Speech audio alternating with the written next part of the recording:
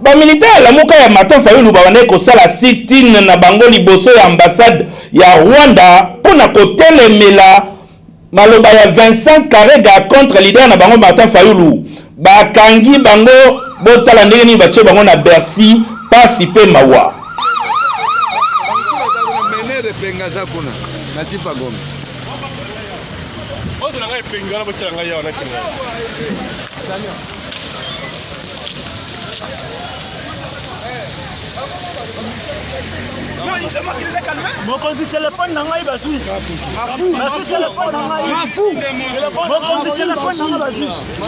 Prince Penge moko ya lieutenant Martin Fayulu afandaki na kati ya jeep à la police ba protéger ki ekutu kasi botala a ndenge ba brutaliser ye. Bafinga bino to defata bino te. Aja ki tapa. Aba pele. On m'a appelé. Faites là, là-bas. Oui, kola. Nana ki dise na wana.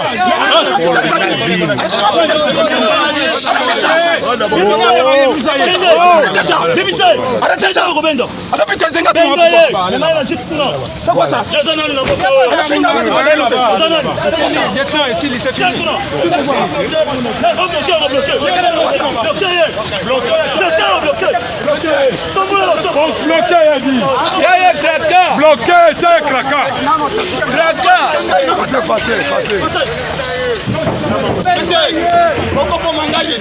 Boyete policier ezakamaela sala makambo ya boyete oyo sima bokoloba ke Facile atindi bino to bozali kosala makambo na esprit ya tango ya kala ba acte oyo to déploraka na tango ya 32 ans Mobutu 3 ans Kabila le père na 18 ans Joseph Kabila esengeli esila policier professionnel en respectant la population et surtout la personnalité politique.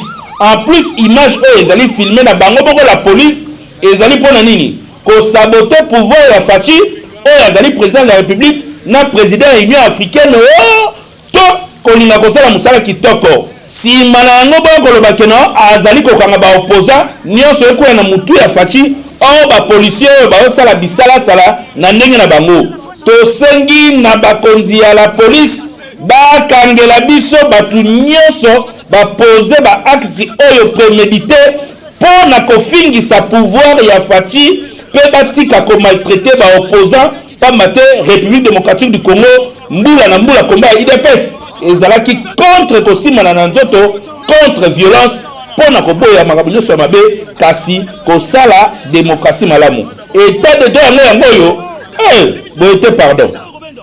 C'est quoi ça?